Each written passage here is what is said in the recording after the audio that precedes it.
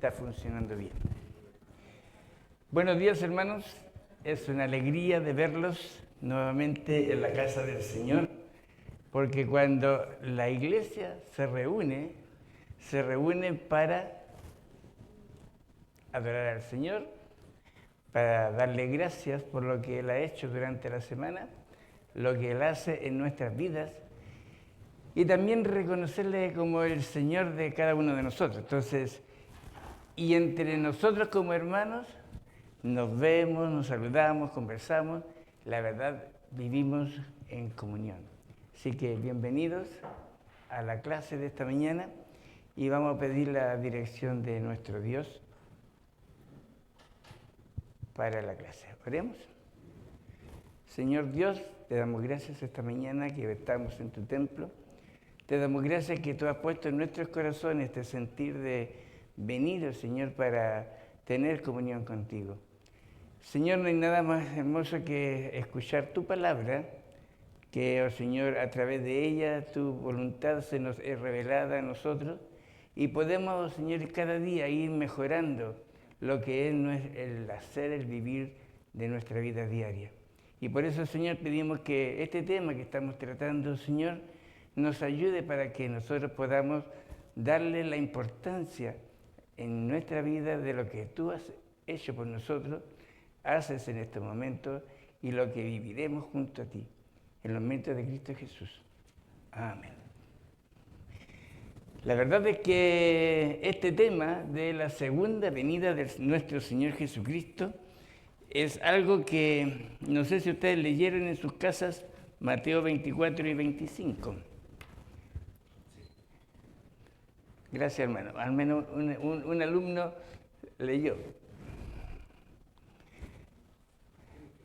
La verdad, hermanos, cuando uno va al colegio, cuando uno va a clases y el profesor da tarea, ¿qué es lo que hace el alumno? Llegar a clase con la tarea hecha, ¿no es cierto? Y cuando el profesor de castellano a uno le dicen, ya, vamos a leer este semestre 5 libros. Bueno, ahora ha cambiado el sistema de educación aquí en día, mucho.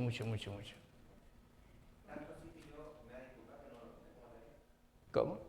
Tanto así que yo me va a disculpar, pero yo no lo tomé como tarea.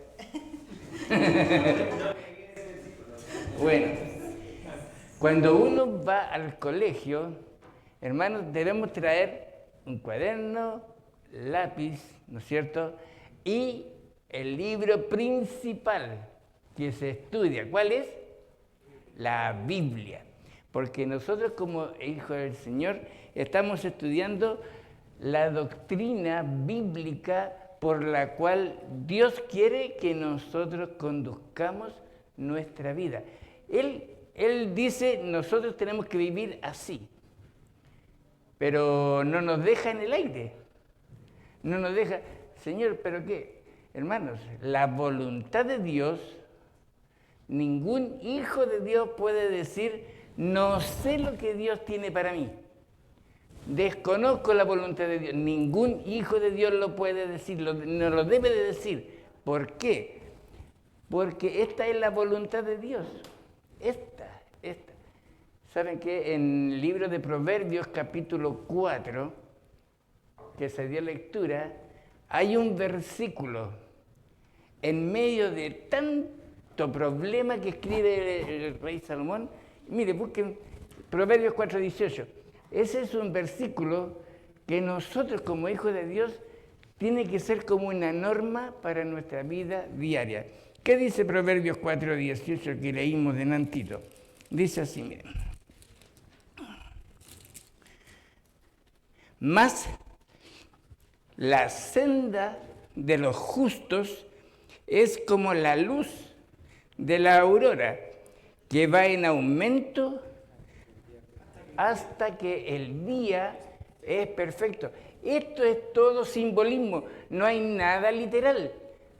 La Biblia no es literal.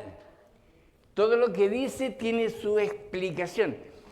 Todo, y es bien detallado. Porque dice, el 18 dice, más la senda de los justos es como la luz de la aurora. ¿Qué significa la senda de los justos? El camino a seguir. Pero ¿quién va por ese camino? ¿Y quién es el justo? El pueblo de Dios. Los hijos del Señor. Romanos 5.1 dice, en Él hemos sido declarados justos. Romanos 5.1 eso dice, nos da la certeza que de nuestra condición pecadora, muertos, hemos sido revividos y hemos sido declarados por Dios justos. Más la senda de los justos es como la luz de la aurora. La senda es un camino. Su vida y mi vida es un camino. Y cuando Jesús vino a su vida, cuando Él vino a mi vida, me dio una nueva vida. Y esa vida que Él me dio, Dios dice que debe ser como la luz de la aurora. ¿Qué hace la luz de la aurora? ¿Ah?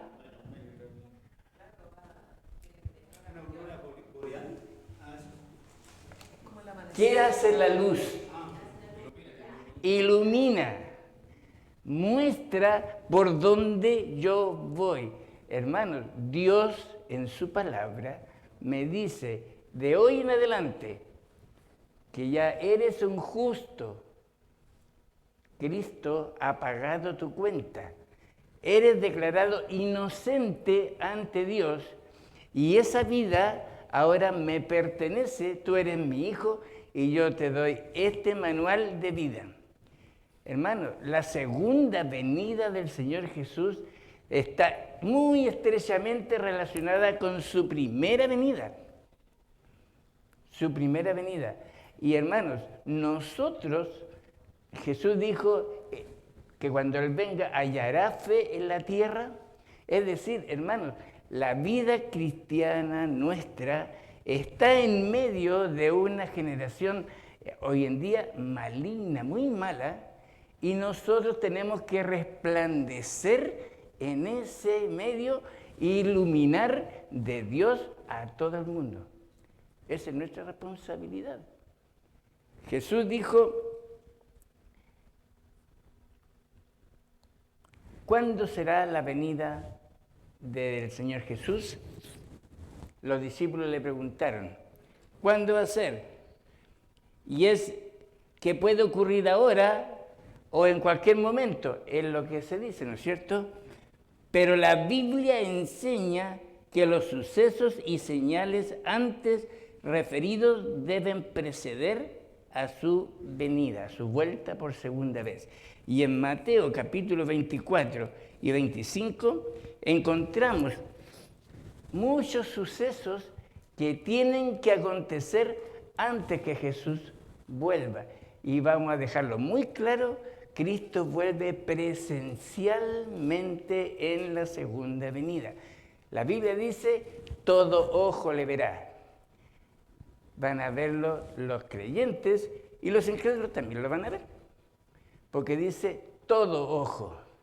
No dice únicamente, y ahí cuando dice todo ojo le verá, es porque cuando Jesús fue levantado en el madero, en la cruz del Calvario, estaba a la vista de todos. Por eso que Juan, el Evangelio de Juan capítulo 3, versículo 16, ese versículo tan universalmente, porque de tal manera amó Dios al mundo, que ha dado a su Hijo unigénito para que todo aquel que en Él cree. Hermano, no es un creer así por liviano. Hay que creerle a Dios. Y la única forma de que yo le creo a Dios es obedeciendo su palabra. Y yendo a ella. Y la enseñanza de la Biblia a nosotros es que Dios, por medio del Señor Jesucristo, viene a nosotros por segunda vez. En Mateo 24 y 25 hay varios eventos. Y lo que más se enfatiza ahí, que no se sabe. No hay una fecha exacta en que Dios dice, tal día voy, en tal momento voy a volver. Hoy en día el mundo está tan convulsionado, hay tantas guerras, hay tanta hambre, hay tanta pestilencia, hay tanta desgracia en todo el mundo. La Biblia dice que cuando veamos estas cosas, veamos que el tiempo de la segunda venida del Señor se acerca. Es decir, hay muchos creyentes que después que Jesús ascendió a los cielos, ¿cuándo ascendió Jesús a los cielos? 50 días después que resucitó, ¿no es cierto? 50 días en Pentecostés. Él ascendió después de ahí vino el Espíritu Santo, pero cuando Jesús asciende, dice de la manera que va, así va a volver, visible para todos. Y como dijimos el domingo pasado, Cristo ya no vuelve manso y humilde como cordero. Vuelve montado. ¿En qué, hermano? Así lo leyó usted, ¿no es cierto? En el Apocalipsis. Él viene ahora a juzgar, pero ¿qué es lo que viene a hacer Cristo en su segunda venida?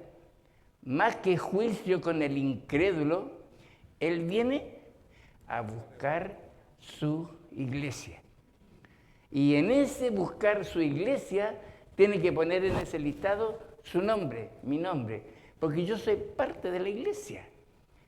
Y la iglesia de Dios, como vimos hace tiempo en la misma doctrina, que dijimos que había un sentido de la iglesia invisible. ¿Y cuál era la iglesia invisible? La que ha existido desde siempre, y yo no veo a los que están en la China, ni los que están en Asia, ni en Japón, pero son hijos del Señor. Él viene por su iglesia, por todos los que Él, a través de la sangre del Señor Jesús, ha redimido. Y la palabra redención, ¿qué significa, hermano Israel? ¿Ya? ¿Ah? La palabra redención significa comprar por precio. Cuando el Señor me redimió, cuando el Señor me hizo su hijo, ¿qué es lo que Él hizo? Me compró. ¿Cuál fue el precio de esa compra? La sangre derramada en la cruz de nuestro Señor Jesucristo. Ahora, hermanos, cuando nosotros venimos al Señor, esta es una clase más práctica. Nosotros tenemos que, si hay preguntas, háganla. Pero la pregunta es, ¿estoy yo preparado para el encuentro con mi Señor? Porque se dice de que el Señor puede venir en cualquier momento. La Biblia lo deja más específico. La Biblia dice, sí va a venir. Pero antes que Él venga, van a suceder muchas cosas. ¿Y se acuerdan el versículo que comentamos el domingo pasado antes de irnos, antes de terminar la clase? Que será predicado el Evangelio en todo el mundo. ¿Lo leyeron ese? Y dice, y entonces vendrá el fin. La pregunta es, el Evangelio aún no ha sido predicado a todo el mundo. Porque si hay algo en la Escritura que Dios mismo dice, Él no miente. Él no nos cambia ni nos dice los términos en que ha tratado con nosotros, porque de nosotros como humanos, ¿sabe qué? Se me olvidó que yo dije eso. Se le aplicó este evangelio a todo el mundo, porque ese texto, en Mateo 24, el mismo Jesús hace esa aseveración. Pero desde un punto de vista teológico ahora, ¿a qué se refiere todo el mundo? ¿A todo el mundo en forma literal? La Biblia.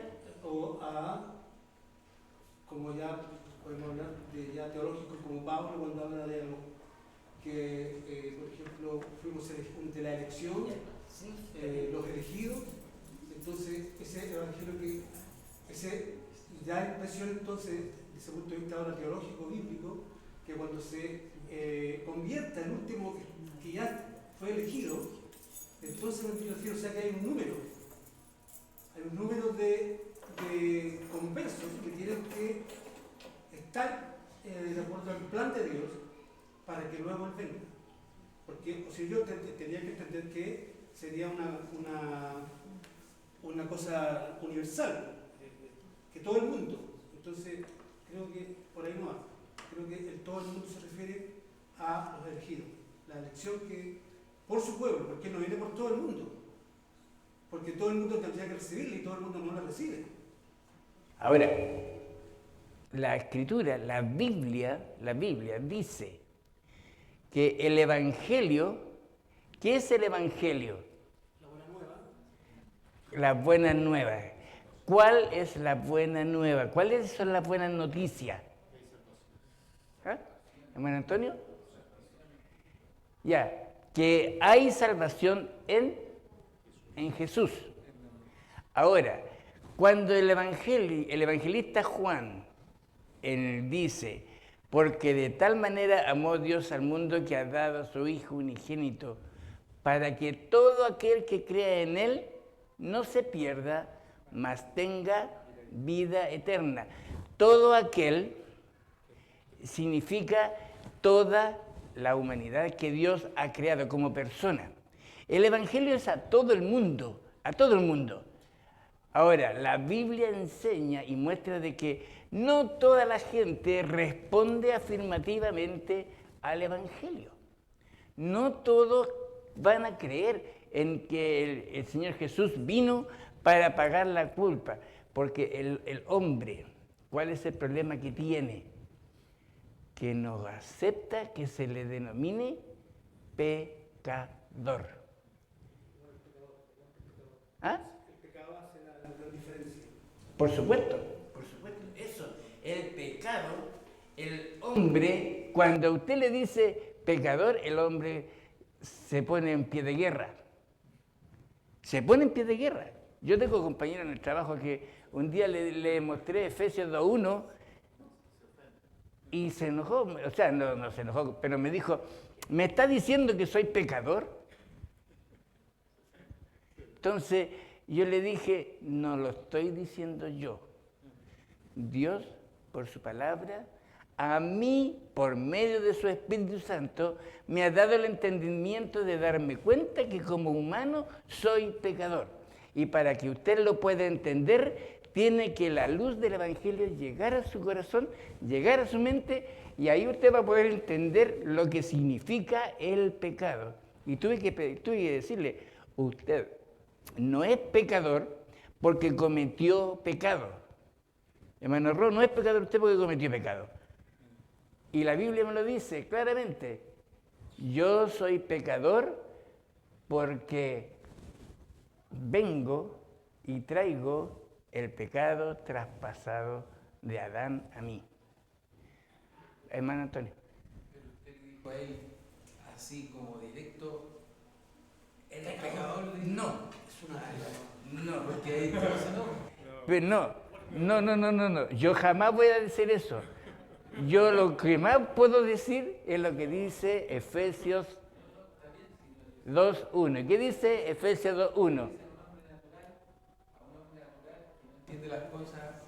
Claro, se va a molestar. Incluso usted le dice, somos todos pecadores. No, yo no. También. Pero dice, y Él os dio vida a vosotros cuando estabais muertos en vuestros delitos y pecados. Hermano, una persona normal, que tiene su... Claro, ¿no es cierto? ¿Todo bien? Va a entender de eso. ¿Y por qué? Y me decía, si yo no robo, yo no mato, yo no hago esto, aún más. Cada una vez al mes tomo mi chequera y hago un cheque y se lo doy a Ayuda a María. Entonces, ¿qué pasa, hermanos?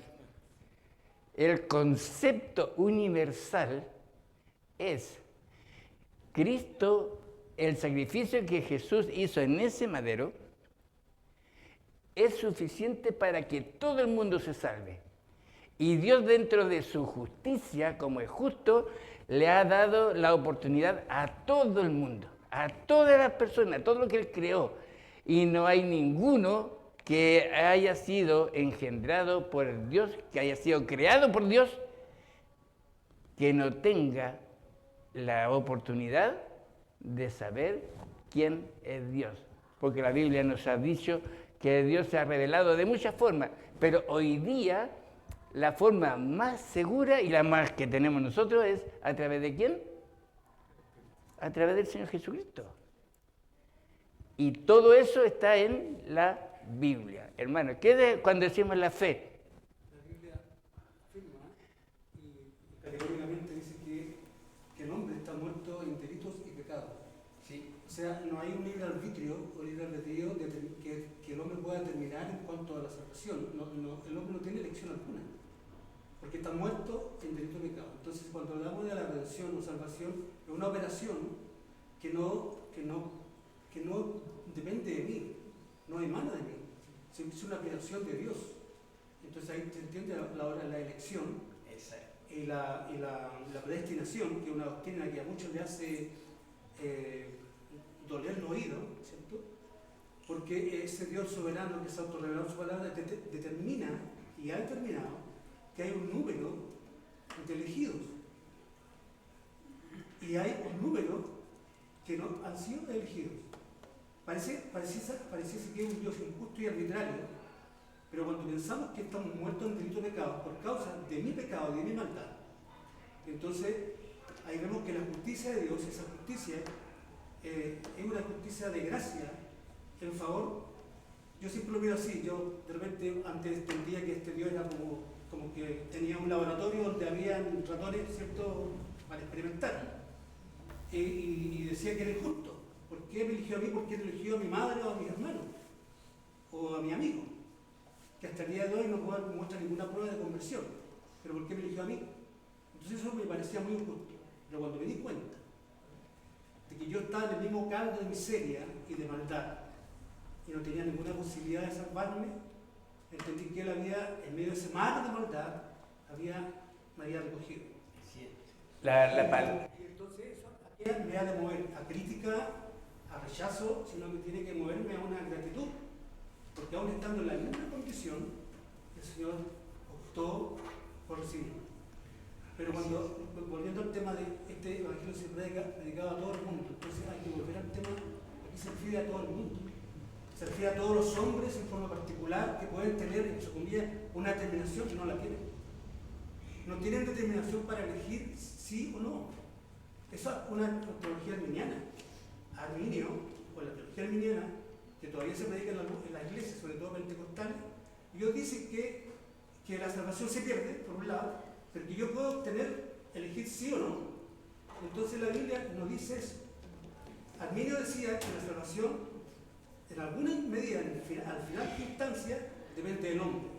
Porque yo tengo la autoridad de determinar sí o no. Y eso, a la luz de la Biblia, no es así. Ya, un momentito, hermano Wildo. Lo que pasa que la Escritura, el Señor Jesús dijo, id por todo el mundo y predicad el Evangelio a toda criatura. El Evangelio es universal. La predicación del Evangelio sí es universal. Exacto. ¿Pero a quiénes? No hay que confundir los términos. No hay que mezclar las cosas. La Biblia dice, Dios a través de ella dice que el Evangelio es a todo el mundo, será anunciado a todo el mundo. Y todos tendrán la oportunidad de escucharlo, todos. Van a haber unos que van a creer, que van a aceptar y otros van a rechazar. Unos van a responder negativamente, otros van a responder positivamente. Ahora voy a esta parte. Los que responden positivamente, ¿es porque tienen mérito para hacerlo? No, es porque la gracia, el amor de Dios lo ha elegido y solamente Él, solamente Dios es quien toma esa decisión. A Jacob amé, a Esaú aborrecí, dice la Biblia. Y la Biblia dice que son muchos los llamados, son pocos los escogidos.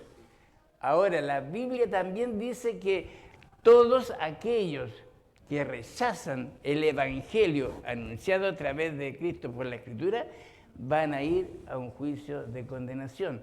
Y todo aquel que cree que Jesús es el Cristo y que le da nueva vida, van a ir a vivir eternamente con Él. Vamos a tener una morada. Hermano Wildo. No, es que me quedé pegado con las palabras que decía de las señales antes del fin. Y nos quedamos un poco Sí, en el sí. tema del mundo y seguir predicando Ahora, el mundo. Y en base a eso quería apostar, no sé si es que estoy... Dígalo nomás, dígalo. No, dígalo nomás. Lo decimos quizás después, pero a mí me llama la atención cuando en el versículo dice, en Mateo 24, porque vendrán muchos en mi nombre diciendo, yo soy el Cristo, y a muchos engañarán. ¿Ya? Conversando en la familia hace poco tiempo,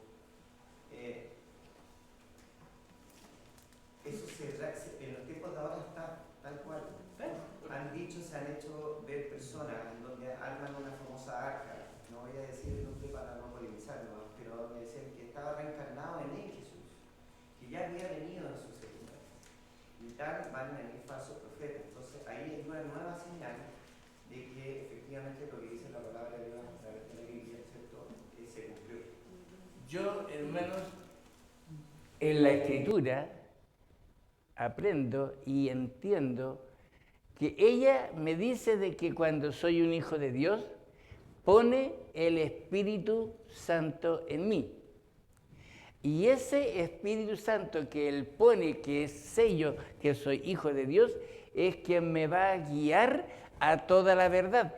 Me va a enseñar, me va a hacer probar los espíritus si son de Dios o no son de Dios.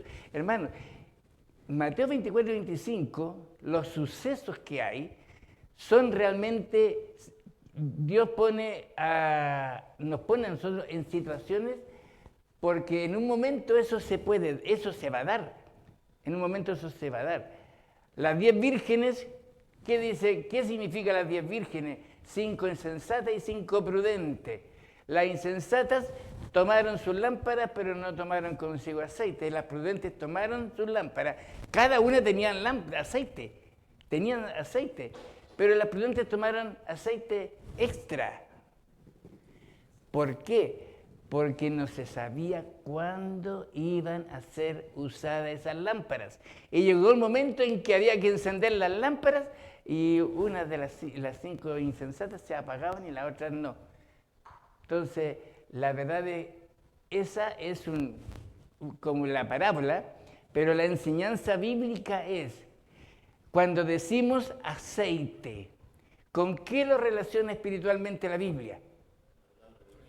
Aceite, Espíritu Santo. El Espíritu Santo que está en nosotros no sale, pero saben, hermanos, nosotros lo podemos dejar arrinconado en un rincón y dejarlo sin actuar y actúa mi voluntad. Nosotros tenemos que estar eso. ¿Y qué significa estar lleno del Espíritu Santo? Que mi vida está estando preparada diariamente para el encuentro con mi Señor. La fe viene por el oír. ¿El oír qué? La palabra de Dios. ¿Hermana Carmen? No, quería hacer solo un comentario. Está con esta cosa de la elección de Trump en Estados Unidos, entonces me llamó mucho la atención. Yo le decía aquí a mi marido, le dije, yo, ¿sabes qué? Esto me gustó, o sea, muy bonito lo que él hizo. Ahora no sé si él... Pero, por ejemplo, hay 3 situaciones que me llamaron mucho la atención de él, pensando que él es como famoso. Y todo el mundo lo escuchó, porque era, entonces, un periodista le pregunta, pero usted en este momento le dice, es el hombre más famoso del mundo, señor Trump. Nuevamente, entonces él dice, yo no soy el más famoso, le dice. Sí es el más, no señor, le dice. Jesucristo es el más famoso, moleste a quien le moleste. Jesucristo, y él lo dice, lo repite 3 veces, Jesucristo es el más famoso, no yo. Y después se ve otra instancia donde dice, Trump llega a una iglesia de sorpresa porque quiere que oren por su futuro mandato para que Jesús, para que Dios lo ilumine y lo guíe en el futuro mandato de Estados Unidos. Y llega a una iglesia y se ve donde Trump está, un pastor está orando por él. Y yo también le dije, oye, yo encuentro que es muy... Y después dice, colaboradores de Trump cantando, ¿cuál era? Que te dije yo que estaban cantando el himno.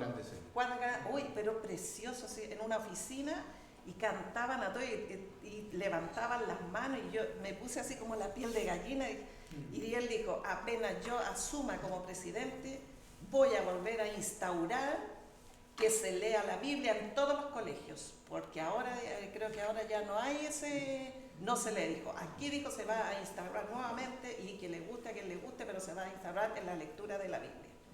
Entonces digo yo, es un hombre que lo ve todo el mundo, o sea, Estados Unidos. Entonces, como que me impactó y lo encontré como bien... Bueno, las redes sociales son mundiales hoy en día. ¿Hermano Antonio?